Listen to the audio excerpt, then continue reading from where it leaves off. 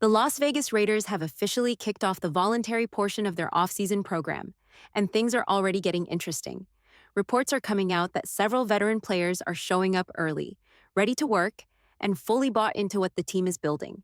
Monday marked the first day players were allowed back into the facility, and while there's excitement around who showed up, there's also a lot of buzz about the players the Raiders are bringing in for pre-draft visits, especially at the quarterback position. One of the more notable names visiting is Colorado's ShedeurSanders. Early in the process, Sanders was projected as a top 5 pick, though his draft stock has dipped slightly. Still, most analysts expect him to land somewhere between picks 12 and 15, and it's not out of the question he could go as high as 6th or even top 10. The Raiders currently hold the 6th overall pick, and according to insider Jordan Schultz, Sanders is scheduled to visit the team early next week. This clearly signals that Las Vegas is doing serious homework on the quarterback class.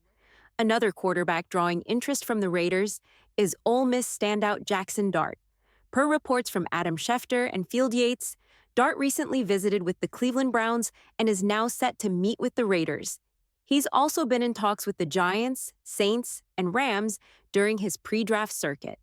Both of these visits raise a major question. Are the Raiders seriously considering using their top pick on a quarterback like Sanders or Dart? With Caleb Williams expected to go number 1 overall, the next tier of quarterback prospects includes names like Sanders and Dart. The Raiders recently extended veteran Geno Smith, but at 35, he's clearly not the long-term solution. So the team has to consider whether it's worth investing a top pick now in a developmental quarterback for the future. Now, do Sanders or Dart offer good value at number? That's debatable. Both players have real potential, and with the right system and coaching, they could absolutely succeed in the NFL. But whether the Raiders should pull the trigger that early remains to be seen. When it comes to the Raiders, you can tell a lot by how they're spending their money. Investing in premium positions, like offensive tackle, edge rusher, defensive tackle, or tight end, sends a clear message. That message? This team isn't rebuilding. They're aiming to win now. And looking at their offseason moves, the Raiders are signaling just that. They're chasing wins, not waiting around for a rebuild. Holding the 6th overall pick in the draft gives them a chance to add a true difference maker.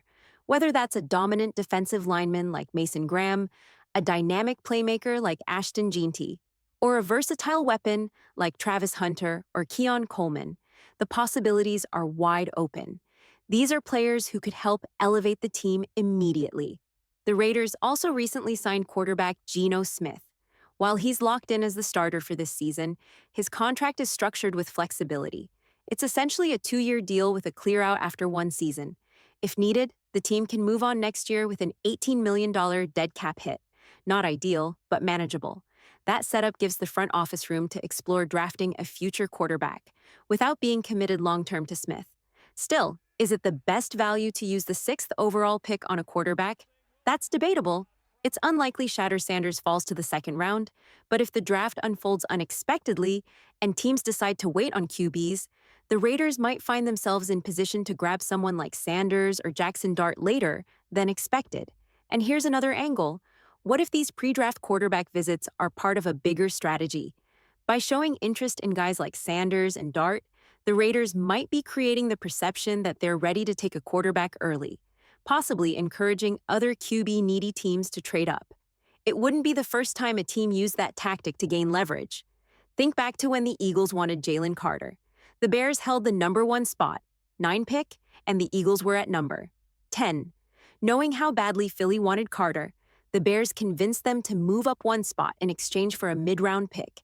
That kind of draft day maneuvering happens all the time. So whether the Raiders are truly eyeing a quarterback or just playing the game to their advantage, one thing is clear. They're staying active, aggressive, and flexible heading into the draft. That trade we mentioned earlier, where the Eagles moved up 1 spot with the Bears to grab Jalen Carter, that only cost them a 4th-round pick, a small price to pay to land a top talent. And that kind of move might be exactly what the Raiders are hoping for. Let's say a quarterback-needy team is sitting at pick 9. If the Raiders can make it seem like they're ready to draft a quarterback at number 6, it could push another team to jump up and make a deal. In return, Las Vegas could move back a few spots, still land a top-tier prospect, and pick up extra draft capital along the way. Smart strategy, if it plays out. We've also seen reports that the Raiders have brought in several prospects over the past couple of days, both offensive and defensive standouts. Names like Ashton Jeanty, Mason Graham, and Will Campbell are just a few of the big-time talents visiting with the team. And here's what's interesting. This year feels different. Over the past few draft cycles, the Raiders haven't always cast such a wide net when it comes to top-tier prospects. But this time, they're doing their homework on nearly every potential first-rounder, excluding only the players likely out of reach, like Travis Hunter, CamWard, and Abdul Carter. Still, everyone else seems to be on their radar. They're evaluating top quarterbacks like ShedeurSanders, trench beasts like Charles Grant, and offensive linemen like Will Campbell. Even if some of these players are projected just outside the top 10 or 15, the Raiders are bringing them in. What that tells us is simple. The front office is keeping all options on the table. They're looking at every position, every scenario, and preparing for whatever the draft might throw at them. When the sixth pick rolls around, don't be surprised if the Raiders simply take the best player available, whether that's a dominant right tackle, a game-changing running back, or a defensive difference maker. There's also a strong chance the front office wants to continue building out the defense. A player like Mason Graham or Kenneth Grant could be a perfect fit on the interior defensive line. Both bring power, size, and explosiveness. And don't rule out the possibility of going cornerback either, if the right guy is there. At the end of the day, while the Raiders are doing their due diligence on quarterback prospects, using the 6th overall pick on one doesn't seem like the right move, especially after committing to Geno Smith, at least for this season. That contract might have flexibility, but it's clear the team expects him to start in 2025. Now, even though Geno Smith's contract gives the Raiders some flexibility, it also leaves the door open for the team to draft a quarterback this year. Whether they actually pull the trigger remains to be seen, but it's clear that the front office is keeping its options wide open. Speaking of team direction, the Raiders have officially kicked off voluntary workouts, and there's already a noticeable shift in energy. According to reports from inside the facility, the vibe this year feels different. The players are locked in, the focus is sharp, and the mindset is clear. This team is aiming for a championship. Some of the Raiders' top players were among the first to show up at the facility, bright and early. We're talking about guys like Maxx Crosby, Christian Wilkins, and Jackson Powers Johnson. These aren't just random names. They're three of the team's best performers, showing leadership by being first through the doors even when attendance is optional. Let's break that down for a second. Jackson Powers Johnson might not play the flashiest position, but he's arguably the Raiders' most physically dominant offensive lineman. Then you've got Maxx Crosby, one of the top edge rushers in the entire league. Add in Christian Wilkins, a top-tier defensive tackle, and you've got a core group of stars setting the tone. And remember, this part of the offseason is voluntary. Players aren't required to be there yet, but many are showing up anyway. That includes Geno Smith, who is clearly stepping into his leadership role, as well as new additions like Jeremy Chin and other recent free agent signings. These guys are putting in extra time, getting familiar with the system, and building early chemistry. And that matters, especially in a year where competition will be fierce. For example, if someone like DJ Glaze is competing for a starting spot at right tackle, it makes all the sense in the world for him to be present from day one. Learning the system early gives players a major advantage, especially when they're fighting for a spot on the starting line. Overall, the energy in the building shows that this team isn't just going through the motions.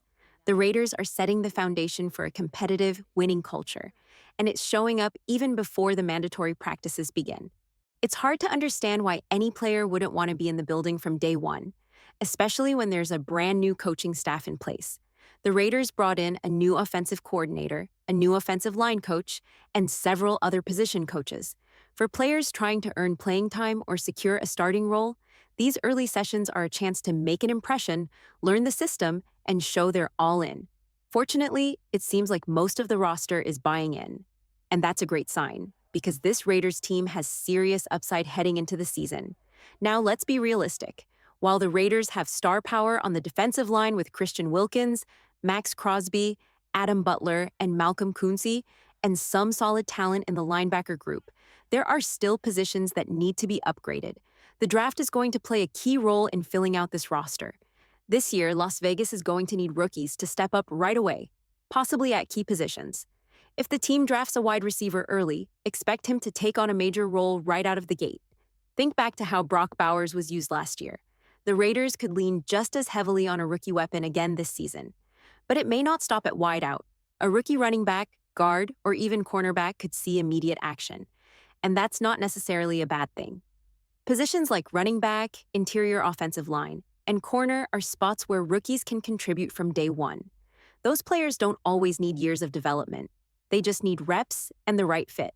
Now, positions like edge rusher, defensive tackle, quarterback, or even some wide receivers may take longer to adjust at the NFL level. But for the areas the Raiders are targeting, they can absolutely expect some of these first-year players to make an instant impact. So yes, the Raiders will be relying on their draft class this season. But that's not a sign of weakness. It's a sign that the front office is confident in the talent available and in their ability to coach these players up. As of now, all signs point to the Raiders going all in over the next couple of seasons. And honestly, that makes sense. They've got leadership, they've got talent, and they've got momentum. You can feel the energy building as we get closer to the NFL draft. With just 2 weeks to go, the buzz is only going to grow. Expect more rumors, more pre-draft visits, and a ton of speculation. It's about to get very, very busy. There's been a lot of talk about whether the Raiders should trade back from the number. 6th overall pick. In theory, it sounds great. Accumulate more picks, build more depth. But in reality, it's not that simple. To move back, another team has to be willing to move up. And that only happens if someone sees a player they have to have. No team is going to give up assets just for the sake of it. Especially not in today's NFL, where general managers are under constant pressure. One bad trade, and a GM could be facing heavy criticism or even lose their job. That's why trade-ups are rare unless there's a clear-cut franchise quarterback or elite talent still on the board. No one wants to overpay, and every front office is trying to come out of the deal looking like the winner. So, while the idea of trading back is out there, the most realistic and possibly smartest option for the Raiders is to stay put at number 6 and simply take the best player available. Whether that's a game-changing defender, a top offensive lineman, or a dynamic skill position player, the Raiders are in a strong position to add real value. We'll find out soon how it all plays out. But one thing's for sure, the pressure's on, the clock is ticking, and the NFL draft is about to shake things up.